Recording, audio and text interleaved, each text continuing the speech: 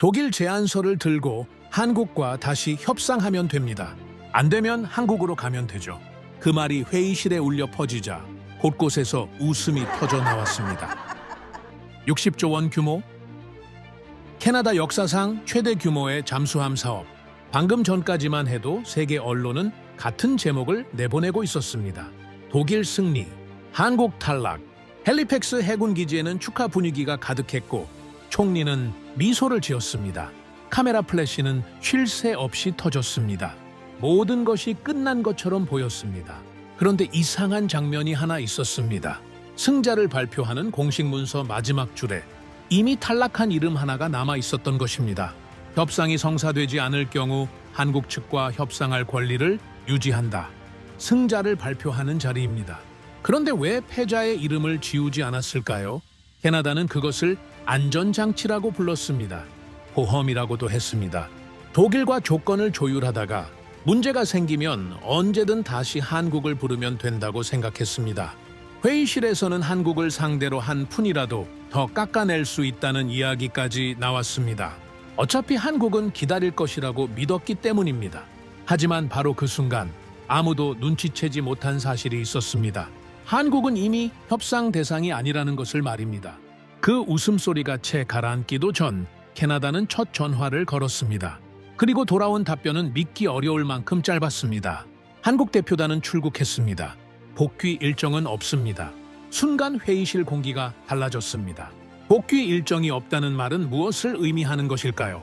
아직 정해지지 않았다는 뜻일까요? 아니면 애초에 돌아올 계획 자체가 없었다는 뜻일까요?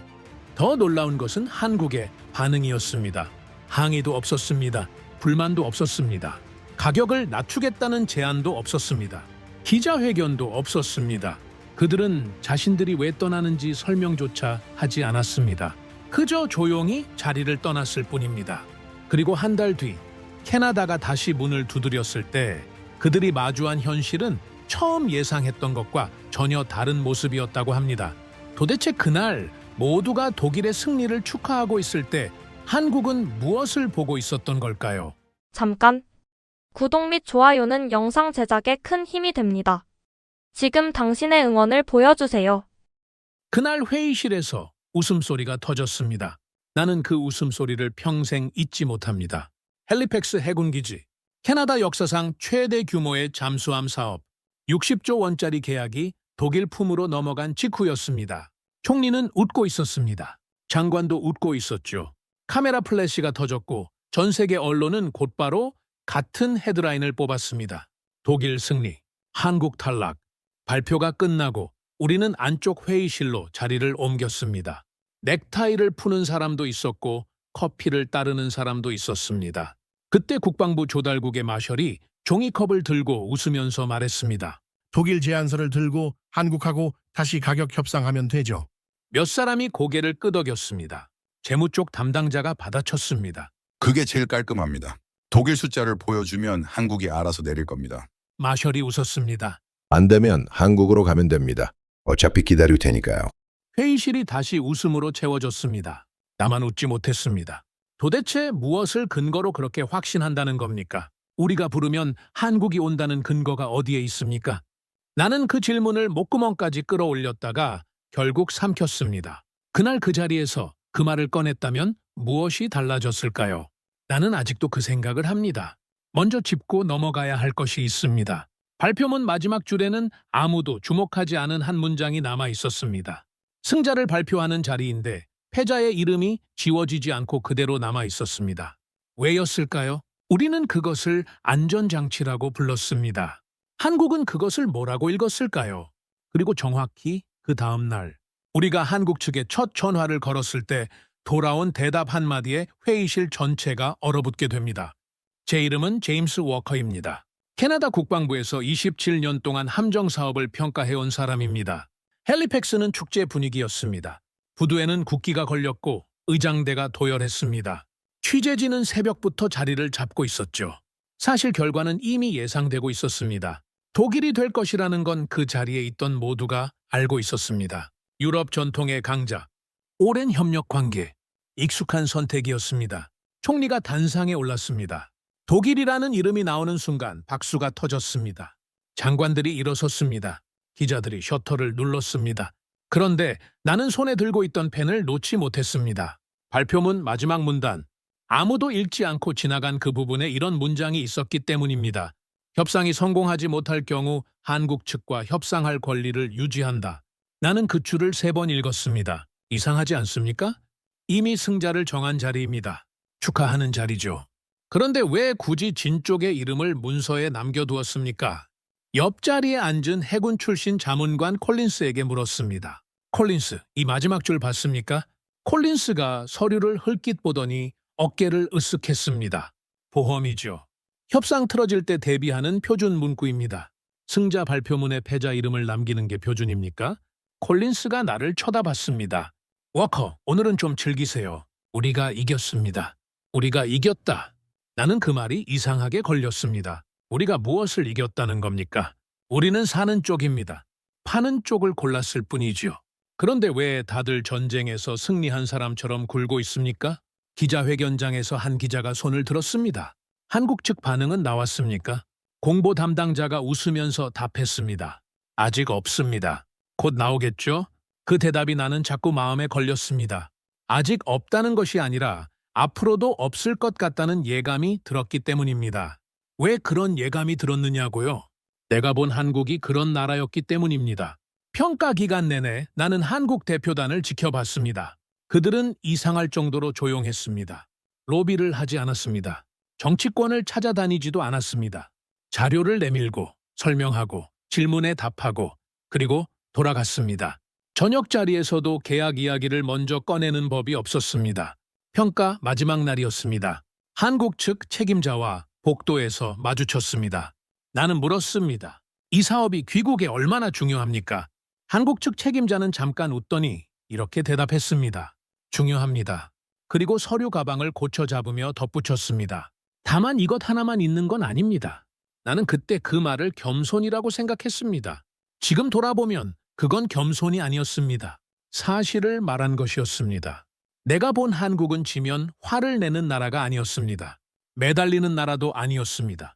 결과가 나오기도 전에 이미 다음 서류를 준비하고 있는 사람들이었습니다. 회의가 끝나면 곧바로 다음 일정으로 넘어가는 사람들이었죠. 그래서 더 불안했습니다. 기다리는 사람은 붙잡을 수 있습니다. 하지만 이미 다음 항구를 향하고 있는 배를 무슨 수로 붙잡습니까? 그날 밤 나는 잠을 이루지 못했습니다. 호텔 창밖으로 헬리팩스의 바다가 보였습니다. 언론은 독일만 이야기하고 있었습니다. 정치권은 승리를 이야기했습니다. 관료들은 안전장치를 확보했다며 안심했습니다. 온 나라가 웃고 있었습니다. 그런데 나는 자꾸만 같은 생각이 떠올랐습니다. 혹시 우리가 한국을 너무 당연하게 생각한 것은 아닐까? 혹시 우리는 한국을 대기실에 앉혀둔 것이 아니라 그저 앉아 있을 거라고 믿고 싶었던 것은 아닐까? 우리는 한국을 예비 후보로 남겨두었다고 믿었습니다. 하지만 그 믿음이 얼마나 위험한 착각이었는지 우리는 바로 다음 날 아침에 알게 됩니다. 다음 날 아침 9시 국방부 조달국 회의실에는 사람이 가득했습니다. 어제의 축제 분위기가 그대로 남아 있었죠. 누군가는 신문을 펼쳐놓고 헤드라인을 소리내어 읽었습니다. 60조 사업 독일품으로. 마셜은 커피를 마시며 웃고 있었습니다. 그날의 안건은 단순했습니다. 한국과의 후속 협상 일정 정리. 말이 후속 협상이지 사실상 통보였습니다. 우리는 이미 시나리오를 다 짜놓고 있었습니다.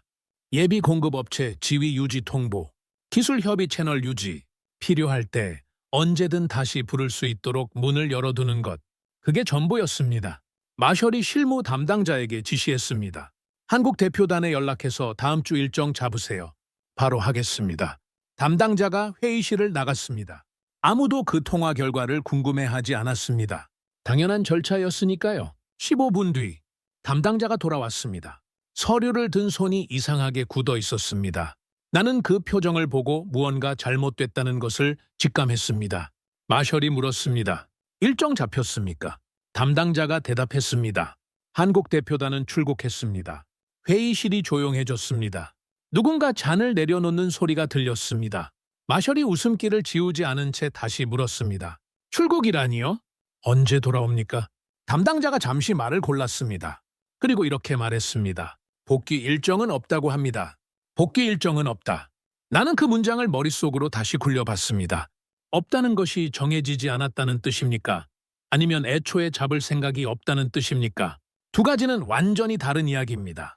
콜린스가 인상을 찌푸렸습니다. 기분이 상했나 보군요. 며칠 지나면 연락 올 겁니다. 그럴까요? 내가 되물었습니다. 콜린스가 나를 쳐다봤습니다. 워커 60조입니다. 누가 그걸 그냥 놓습니까? 나는 대답하지 않았습니다. 대답할 말이 없었기 때문이 아닙니다. 대답해도 아무도 듣지 않을 것 같았기 때문입니다. 그리고 그날 오후 진짜 문제가 시작됐습니다. 산업협력 담당 부서에서 보고가 올라왔습니다. 오타와의 한국 측 협력사무소가 인원을 줄이고 있다는 내용이었습니다. 처음에는 다들 대수롭지 않게 받아들였습니다. 사업이 끝났으니 인원을 조정하는 것은 당연한 일이죠. 그런데 다음 보고가 이어졌습니다. 기술 자문단 철수, 현지 협력 인력 철수, 계약 준비팀 해체. 사흘 만에 벌어진 일이었습니다. 나는 보고서를 읽다가 손을 멈췄습니다. 이상하지 않습니까? 발표가 난 게 어제입니다. 그런데 사흘 만에 조직 전체가 정리된다는 게 가능한 일입니까? 정리하려면 준비가 되어 있어야 합니다. 짐을 싸려면 미리 싸놓았어야 합니다. 그 말은 무슨 뜻입니까? 한국은 이 결과를 예상하고 있었다는 뜻입니다. 아니, 예상 정도가 아닙니다. 결과가 어느 쪽으로 나오든 이미 다음 행동이 정해져 있었다는 뜻입니다. 회의실에서 누가 짜증 섞인 목소리로 말했습니다. 이건 압박 전술입니다. 우리를 흔들려는 겁니다. 또 누군가 맞장구를 군쳤습니다. 맞습니다. 협상 카드죠. 이렇게 나오면 우리가 다급해질 거라고 계산한 겁니다. 나는 그 말을 들으면서 등이 서늘해졌습니다. 압박 전술이라면 압박을 받는 쪽이 있어야 합니다.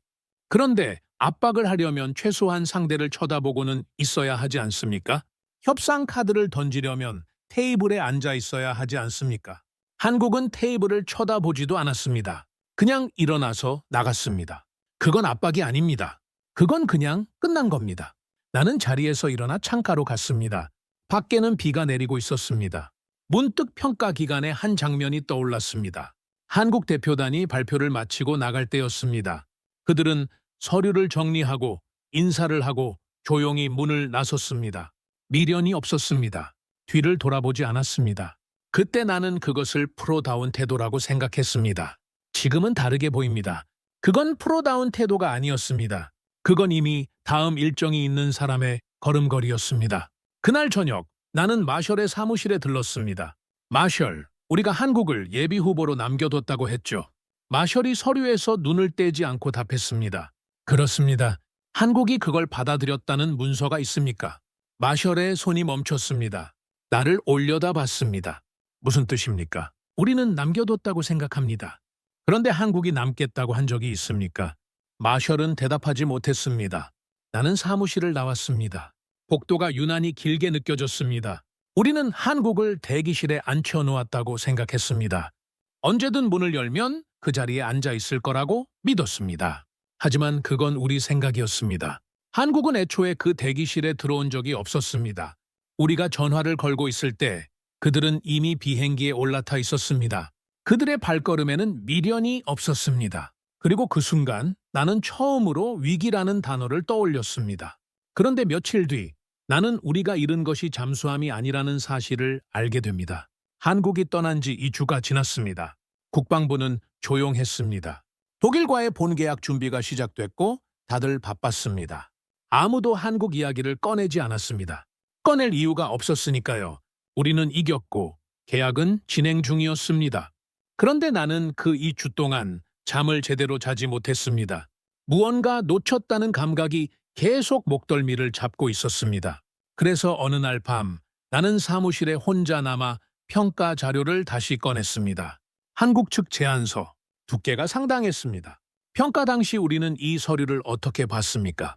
성능표를 봤습니다. 배수량, 자망 시간, 소음 수준, 무장 탑재량, 그리고 가격을 봤습니다. 그게 전부였습니다. 그날 밤 나는 처음으로 앞쪽 100페이지를 건너뛰지 않고 읽었습니다. 그리고 손이 멈췄습니다. 한국 측 제안서에는 잠수함 이야기만 있는 게 아니었습니다. 기술 이전 계획이 있었습니다. 생산 노하우 이전 항목이 있었습니다. 캐나다 현지 조선소 운영 체계 구축 계획이 있었습니다. 용접 인력 양성 과정이 있었습니다. 숙련 기술자 파견 규모와 기간이 적혀 있었습니다. 현지 엔지니어 교육 프로그램이 연차별로 정리되어 있었습니다. 한 장을 넘길 때마다 숨이 막혔습니다. 이건 무기 판매 제안서가 아니었습니다. 이건 산업을 통째로 옮겨오겠다는 계획서였습니다. 나는 문서 중간에서 한 문장을 발견했습니다. 평가 당시 아무도 중요하게 보지 않았던 문장입니다. 한국은 단순 플랫폼 공급을 넘어 현지 산업 생태계 구축을 지원한다. 우리는 이 문장에 몇 점을 줬습니까? 기억이 났습니다. 우리는 이 항목을 부가 제한으로 분류했습니다. 배점이 낮았습니다. 왜냐하면 우리 평가표에는 이런 것을 담을 칸이 없었기 때문입니다. 우리 평가표는 잠수함을 사는 표였습니다. 산업을 사는 표가 아니었습니다. 다음 날 아침 나는 산업협력 담당 부서를 찾아갔습니다. 담당자 그레이엄은 오래 이 일을 해온 사람입니다. 그레이엄, 한국 제안서 부가 항목 검토했습니까? 했습니다. 왜요? 그대로 진행됐으면 어떻게 되는 겁니까? 그레이엄이 잠깐 나를 쳐다보더니 서랍에서 서류철을 꺼냈습니다. 솔직히 말할까요? 그럽시다. 그레이엄이 서류를 펼치며 말했습니다. 헬리팩스 조선소 인력이 몇 년 안에 2배 가까이 늘어날 계획이었습니다. 용접, 배관, 전기, 설계, 고급 기술직입니다. 하청까지 계산하면 수천 개 일자리입니다. 나는 아무 말도 못했습니다. 그레이엄이 이어서 말했습니다. 더 중요한 건 사람이 아니라 체계입니다. 조선소를 어떻게 돌리는지, 공정을 어떻게 관리하는지, 납기를 어떻게 지키는지 그걸 통째로 가르쳐 주겠다는 겁니다. 그게 제안서 핵심이었습니다. 우리는 왜 그걸 낮게 평가했습니까? 그레이엄이 쓴웃음을 지었습니다. 평가표에 극한이 없었으니까요. 나는 그 대답을 듣고 한참 서 있었습니다. 여러 해가 지나 이 일을 돌아보면 그날이 진짜 시작이었습니다. 우리가 무엇을 잃었는지 처음으로 감을 잡은 날이죠. 독일은 훌륭한 잠수함을 만듭니다. 그건 사실입니다. 나는 지금도 그 기술력을 존중합니다. 독일은 완성된 배를 줄 수 있습니다. 성능도 좋습니다. 하지만 배는 배입니다. 한국이 주겠다고 한 것은 배를 만드는 능력이었습니다. 배를 사면 배가 남습니다. 배를 만드는 능력을 사면 나라가 남습니다. 그 차이를 우리 중 아무도 보지 못했습니다. 나는 그레이엄에게 마지막으로 물었습니다. 지금이라도 독일 쪽에 같은 조건을 요구하면 어떻습니까? 그레이엄이 나를 빤히 쳐다봤습니다. 그리고 이렇게 말했습니다. 워커, 요구하는 거야 할 수 있습니다. 그런데 왜 줍니까? 무슨 뜻입니까? 한국은 그걸 먼저 제안했습니다. 아무도 요구하지 않았는데 먼저 내놨습니다. 그건 전략입니다. 그 사람들은 잠수함 한 척 파는 게 목적이 아니었어요. 캐나다 산업에 뿌리를 내리려고 온 겁니다. 뿌리. 나는 그 단어에 붙들렸습니다. 한국은 계약을 하러 온 게 아니었습니다. 뿌리를 내리러 온 것이었습니다. 그리고 우리는 그 뿌리를 가격표로만 계산했습니다. 그날 저녁 나는 사무실에서 보고서를 덮었습니다. 우리가 잃은 것은 잠수함이 아니었습니다. 우리는 캐나다 청년 수천 명이 세계 최고 수준의 기술을 배울 기회를 잃었습니다. 조선소가 다시 살아날 기회를 잃었습니다. 한 세대 전체의 미래를 잃었습니다. 그런데 정작 우리는 무엇을 계산하고 있었습니까? 척당 가격이었습니다. 우리는 가격표를 보았지만 가치를 보지 못했습니다. 그리고 그 사실을 깨달았을 때 한국은 이미 사라진 뒤였습니다. 나는 창밖을 봤습니다. 항구에는 아직 아무것도 세워지지 않았습니다. 앞으로도 오래 그럴 것 같았습니다. 그런데 이때까지만 해도 나는 몰랐습니다. 우리가 놓친 것이 이 정도로 끝나는 게 아니라는 사실을 말이죠. 한 달이 지났습니다. 이상하게도 국방부는 여전히 태연했습니다. 아니, 태연한 정도가 아니라 자신만만했습니다. 회의 때마다 같은 말이 반복됐습니다. 한국은 결국 돌아온다. 이 정도 사업을 포기할 리가 없다.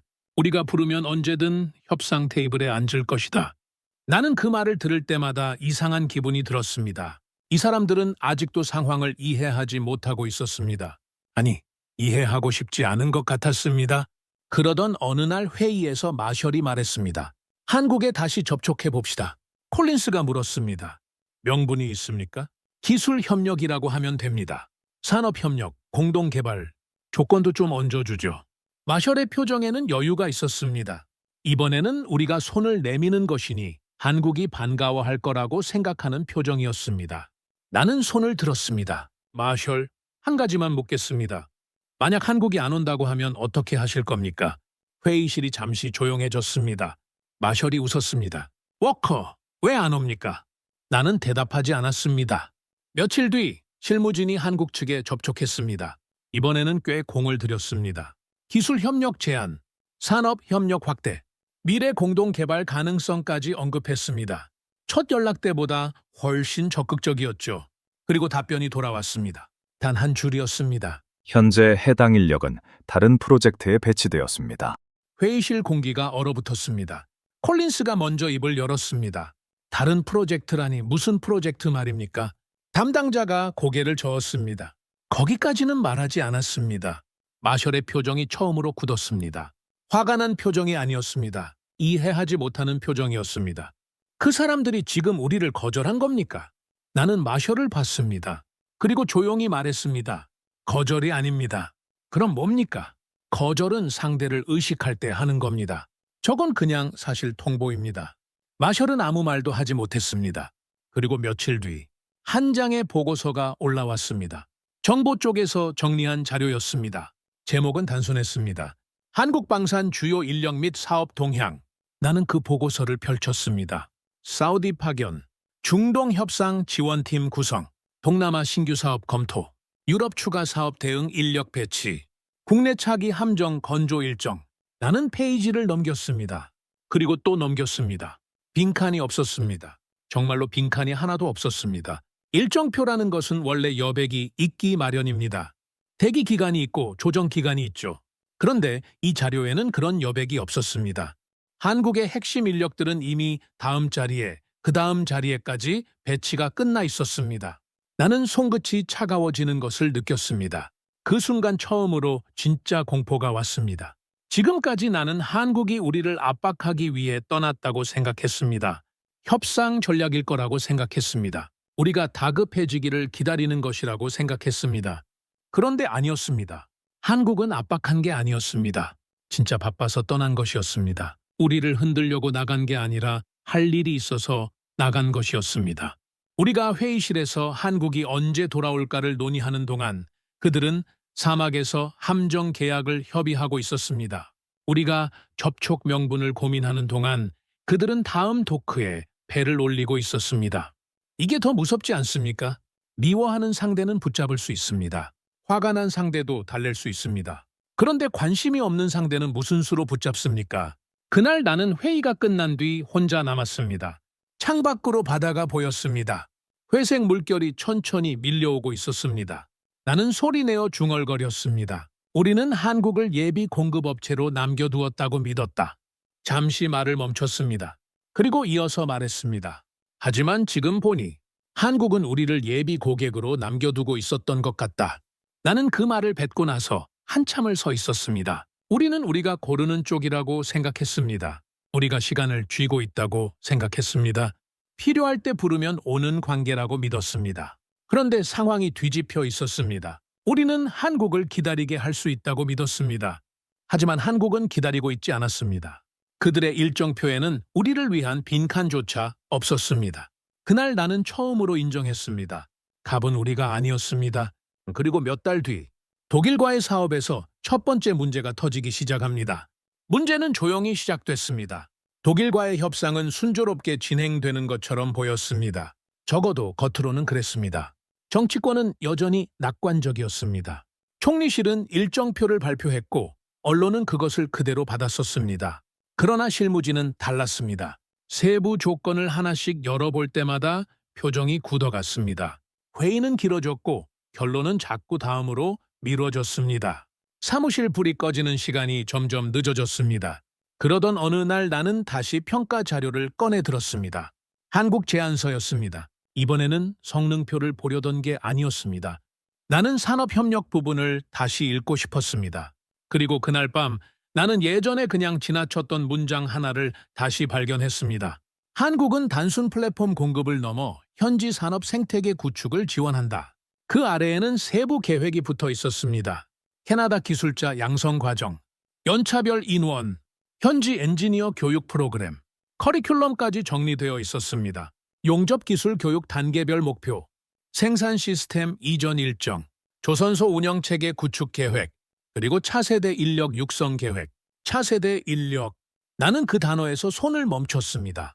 차세대라는 것은 지금 일하는 사람이 아닙니다. 앞으로 태어날 사람들, 아직 학교에 다니는 아이들 이야기입니다. 10년 뒤, 20년 뒤 이야기죠. 한국은 20년 뒤를 계산해서 제안서를 들고 온 것이었습니다. 우리는 그동안 무엇을 계산하고 있었습니까? 적당 가격이었습니다. 나는 그 자리에서 한참 움직이지 못했습니다. 머리를 얻어맞은 기분이었습니다. 다음 날 나는 그레이엄을 다시 찾아갔습니다. 그레이엄, 이 교육 프로그램 말입니다. 또 그 얘기입니까? 진지하게 묻는 겁니다. 이게 실현됐다면 캐나다 청년들은 어떻게 되는 겁니까? 그레이엄이 잠시 나를 보더니 의자를 돌렸습니다. 워커, 우리 조선소 평균 연령이 몇인지 압니까? 모릅니다. 50이 넘습니다. 젊은 사람이 안 들어옵니다. 배울 데가 없으니까요. 가르칠 사람도 없고요. 그레이엄이 손가락으로 책상을 두드렸습니다. 이 프로그램이 돌아갔으면 그 고리가 끊어졌을 겁니다. 20살에 들어와서 세계 최고 수준의 잠수함 기술을 배우는 겁니다. 그게 10년 쌓이면 뭐가 됩니까? 산업이 됩니다. 그렇죠. 산업이 됩니다. 그레이엄이 서류를 덮으며 말했습니다. 그런데 우리는 그걸 부가 항목이라고 불렀습니다. 나는 그 사무실을 나오면서 처음으로 화가 났습니다. 누구에게 화가 났느냐고요? 한국에게가 아닙니다. 독일에게도 아닙니다. 우리 자신에게 화가 났습니다. 한국은 숨긴 게 없었습니다.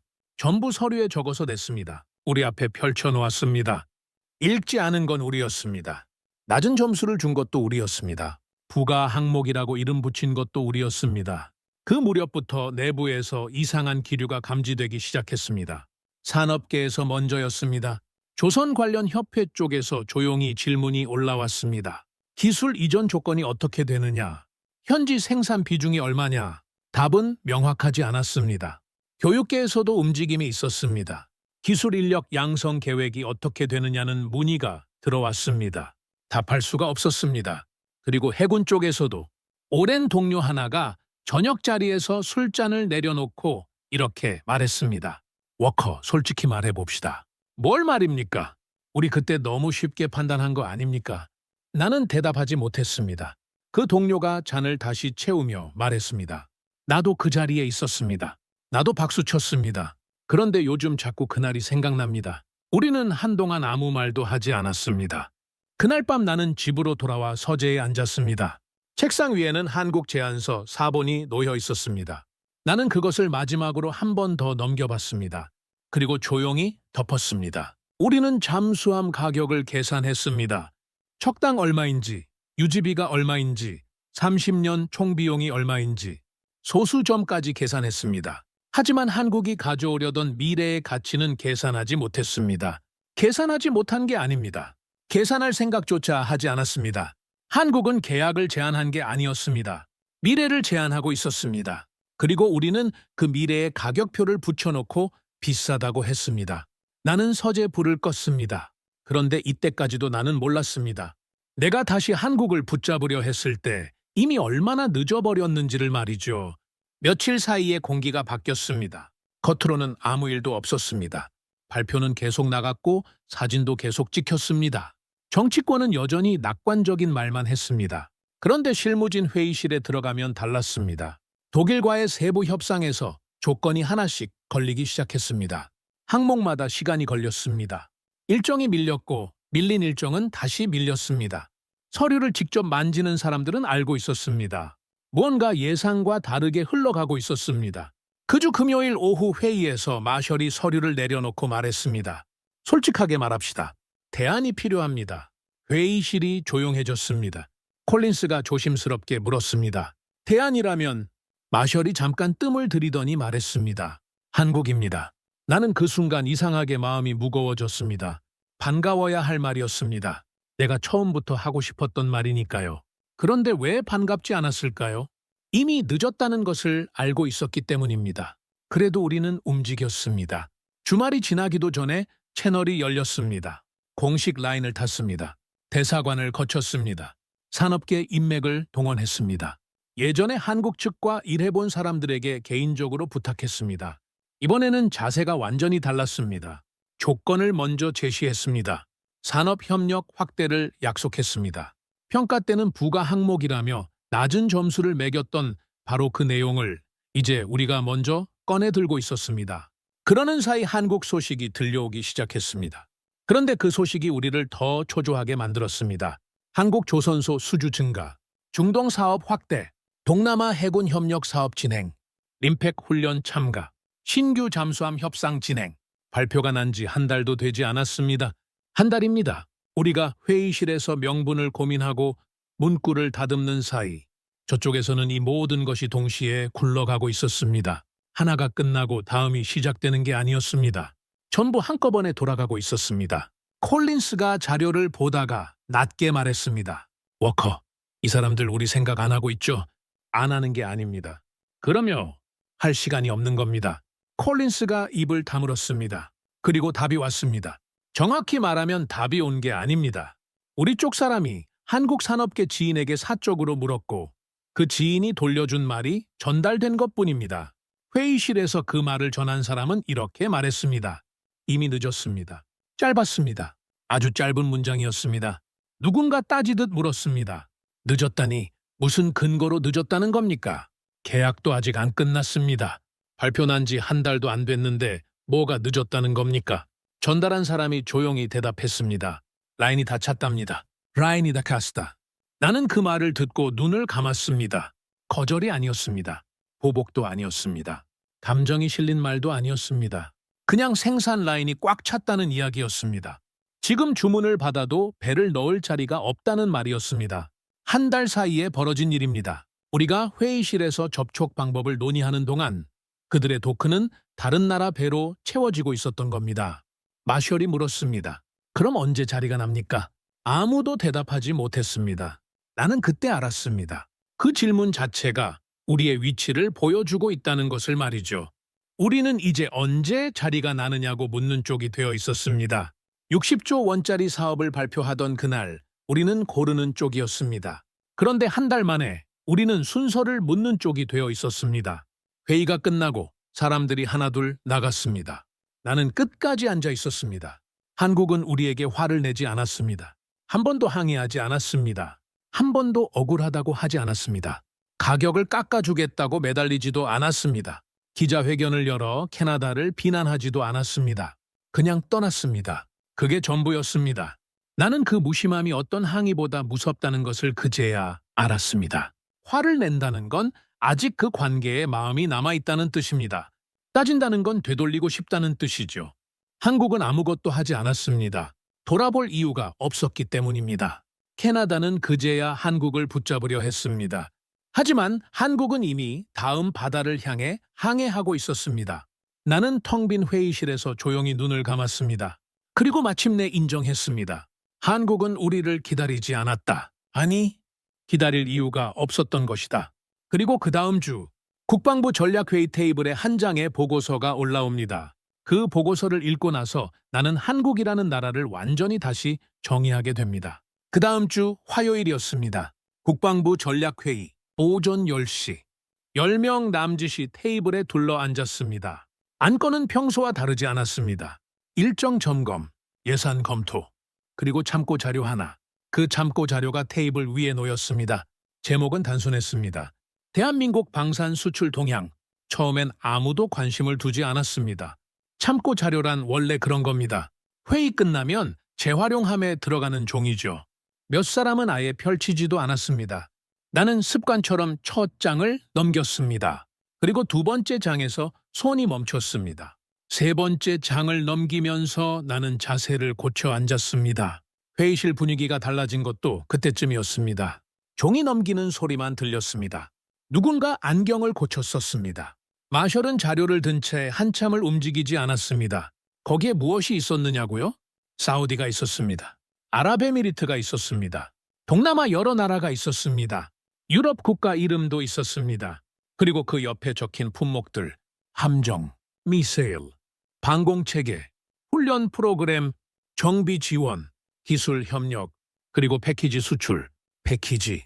나는 그 단어를 오래 들여다봤습니다. 한국은 배 한 척을 파는 나라가 아니었습니다. 무기 하나를 파는 나라도 아니었습니다. 만드는 법과 운용하는 법과 가르치는 법을 통째로 묶어서 넘기는 나라였습니다. 우리가 부가 항목이라고 부르며 낮은 점수를 매겼던 바로 그 방식으로 그들은 세계를 돌고 있었습니다. 콜린스가 자료를 넘기다가 낮게 말했습니다. 워커, 이거 규모가 얼마입니까?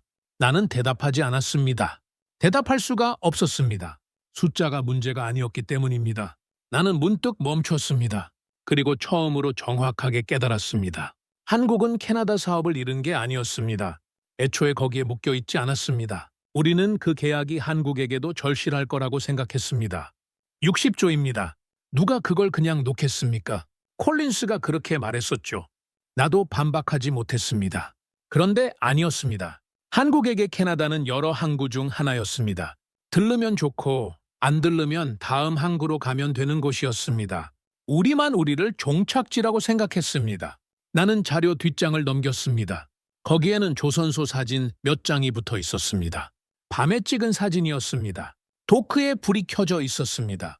크레인이 움직이고 있었습니다. 야간 작업이었습니다.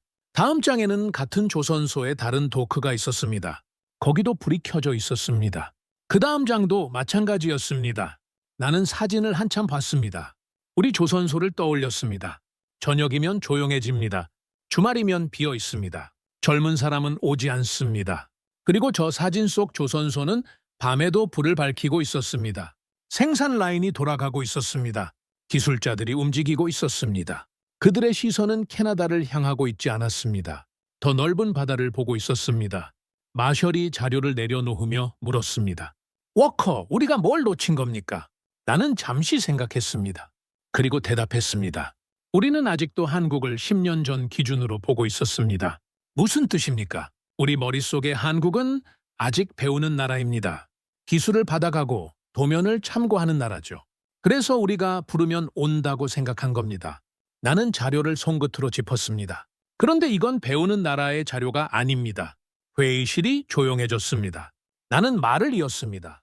한국은 이제 기술을 배우는 나라가 아닙니다. 기준을 만드는 나라가 됐습니다. 우리가 그걸 몰랐을 뿐입니다.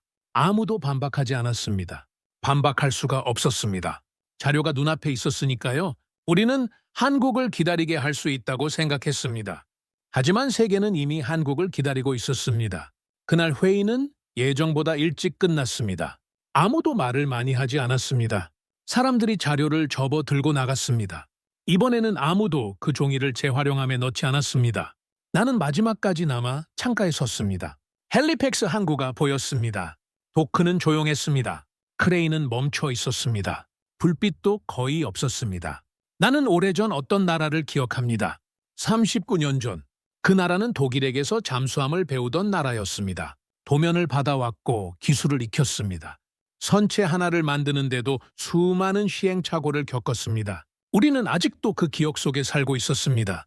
하지만 세상은 이미 바뀌어 있었습니다. 우리가 한국을 예비 공급업체로 남겨두었다고 생각하던 순간 한국은 이미 다음 항로를 그리고 있었습니다. 그 순간 나는 한국의 위치를 다시 정의해야 했습니다. 그리고 몇 달 뒤 나는 그날 헬리팩스 발표장의 마지막 한 문장이 왜 거기에 있었는지 그 진짜 의미를 마침내 이해하게 됩니다. 나는 여전히 국방부에 있습니다. 여전히 함정 사업을 평가합니다. 회의는 계속되고 서류는 계속 쌓입니다. 겉으로 보면 아무것도 달라지지 않았습니다. 그런데 나는 달라졌습니다. 요즘 나는 자꾸 그날을 떠올립니다. 헬리팩스 해군기지, 부두에 걸린 국기, 도열한 의장대, 새벽부터 자리를 잡은 취재진, 단상에 오른 총리, 독일이라는 이름이 나오는 순간 터지던 박수소리, 쏟아지던 플래시, 모든 것이 아직도 선명합니다. 사람들은 그날을 독일의 승리로 기억합니다. 신문도 그렇게 썼고 방송도 그렇게 전했습니다. 60조 사업이 독일품으로 한국 탈락. 하지만 내가 기억하는 것은 다릅니다. 내가 기억하는 것은 발표문 마지막 줄입니다. 협상이 성공하지 못할 경우 한국 측과 협상할 권리를 유지한다. 그날 나는 그 문장이 이상하다고만 느꼈습니다. 왜 승자를 발표하는 자리에서 패자의 이름을 지우지 않았을까? 그게 전부였습니다. 지금은 압니다. 왜 그 문장이 거기 있었는지 말이죠. 그 문장은 안전장치가 아니었습니다. 보험도 아니었습니다. 그건 우리의 오만이었습니다. 우리가 언제든 한국을 다시 부를 수 있다고 믿었다는 증거였습니다. 우리가 시간을 쥐고 있다고 믿었다는 증거였습니다. 한국이 그 자리에 앉아 우리를 기다릴 거라고 믿었다는 증거였습니다. 그 한 줄에 우리의 착각이 전부 들어 있었습니다. 우리는 우리가 고르는 쪽이라고 생각했습니다. 우리가 결정권을 쥐고 있다고 생각했습니다. 우리가 시간을 끌 수 있다고 생각했습니다. 우리가 가격을 조정할 수 있다고 생각했습니다. 우리가 언제든 한국을 다시 부를 수 있다고 생각했습니다. 그 전부가 착각이었습니다. 한국은 우리를 기다리지 않았습니다. 화를 내지도 않았습니다. 항의하지도 않았습니다. 억울하다고 하지도 않았습니다. 가격을 깎아주겠다며 매달리지도 않았습니다. 기자회견을 열어 캐나다를 비난하지도 않았습니다. 그들은 단지 떠났습니다. 그리고 나는 이제 압니다. 그것이 가장 강력한 메시지였다는 것을 말이죠. 왜 그들은 아무 말도 하지 않았을까요? 할 말이 없어서가 아닙니다. 할 필요가 없었기 때문입니다. 그들은 자신들의 가치를 알고 있었습니다. 그들은 자신들의 위치를 알고 있었습니다. 그리고 자신들이 어디로 가야 하는지도 알고 있었습니다. 그래서 뒤를 돌아보지 않았습니다. 한국 측 책임자가 평가 마지막 날 복도에서 했던 말이 아직도 귓가에 남아 있습니다. 중요합니다. 다만 이것 하나만 있는 건 아닙니다. 나는 그 말을 겸손이라고 생각했습니다. 겸손이 아니었습니다. 그건 자기 자신을 정확히 아는 사람의 말이었습니다. 지난주에 나는 사무실 서랍을 정리하다가 오래된 자료 하나를 꺼냈습니다. 39년 전 자료였습니다. 한국이 처음 잠수함을 도입하던 시절의 기록이었습니다. 그때 한국은 독일에서 배웠습니다. 도면을 받아왔습니다. 기술자를 보내 익혔습니다. 첫 배는 독일에서 만들어졌고 그 다음 배부터 조립을 시작했습니다. 선체 하나를 만드는데도 수많은 시행착오를 겪었습니다. 용접 하나를 놓고 며칠씩 씨름했다는 기록도 있었습니다. 나는 그 자료를 오래 들여다봤습니다. 그리고 깨달았습니다. 우리는 아직도 그 시절의 한국을 기억하고 있었습니다. 배우는 나라, 따라오는 나라, 도면을 참고하는 나라, 우리가 부르면 오는 나라. 그 이미지가 우리 머릿속에 그대로 남아 있었습니다. 그런데 세상은 이미 바뀌어 있었습니다. 39년입니다. 한 사람이 태어나 자라서 아이를 낳고 그 아이가 다시 학교에 들어갈 시간입니다. 한 세대가 통째로 바뀌는 시간이죠. 그 시간 동안 한국은 무엇을 했습니까? 배웠습니다. 만들었습니다. 실패했습니다. 다시 만들었습니다. 그리고 어느 순간 가르치는 쪽이 되어 있었습니다. 우리가 그 사실을 모르는 동안에도 그들은 계속 만들고 있었습니다. 우리가 회의실에서 한국이 언제 돌아올까를 논의하는 동안 그들의 도크에는 다른 나라의 배가 올라가고 있었습니다. 우리가 계약 하나를 놓고 고민할 때 그들은 미래를 준비하고 있었습니다. 나는 오랫동안 잠수함을 연구했습니다. 27년입니다. 수많은 국가를 평가했습니다. 수많은 계약을 검토했습니다. 그 배들이 어떻게 만들어지고 어떻게 팔리는지 지켜봤습니다. 그러나 지금 돌아보면 내가 목격한 것은 단순한 방산 사업이 아니었습니다. 한 나라의 변화였습니다. 우리는 선택하는 쪽이라고 생각했습니다. 하지만 지금 돌아보면 선택받아야 했던 쪽은 우리였습니다. 우리는 가격표를 보았지만 가치를 보지 못했습니다. 우리는 잠수함을 사려 했지만 한국이 주려 했던 것은 산업이었습니다. 기술이었습니다. 사람이었습니다. 우리 청년들의 30년이었습니다. 그것을 우리는 부가 항목이라고 불렀습니다. 그래서 지금 나는 확신합니다. 그날 헬리팩스에서 발표된 것은 단순한 잠수함 사업 결과가 아니었습니다. 한때 기술을 배우던 나라가 이제는 세계가 먼저 찾는 나라가 되었다는 사실을 보여준 순간이었습니다. 그들은 화내지 않았습니다. 그들은 설명하지도 않았습니다. 그저 다음 바다를 향해 떠났을 뿐입니다. 그리고 그것이 가장 강력한 대답이었습니다. 나는 가끔 헬리팩스 항구에 나갑니다. 도크는 여전히 조용합니다. 크레인은 대부분 멈춰 있습니다. 저녁이면 불이 꺼집니다. 그럴 때마다 나는 사진 한 장을 떠올립니다. 밤에도 불을 밝히고 있던 어느 조선소의 사진입니다. 크레인이 움직이고 있었고 도크는 가득 차 있었습니다. 지금도 그 불빛은 꺼지지 않았을 겁니다. 그리고 우리는 그 사실을 너무 늦게 깨달았습니다. 오늘의 사연은 여기까지입니다. 구독과 좋아요는 영상 제작에 아주 큰 힘이 됩니다. 지금까지 한국의 품격, 저는 은이었습니다. 언제나 구독자님들의 일상에 작은 행복들이 넘쳐나기를 진심으로 바라겠습니다. 감사합니다.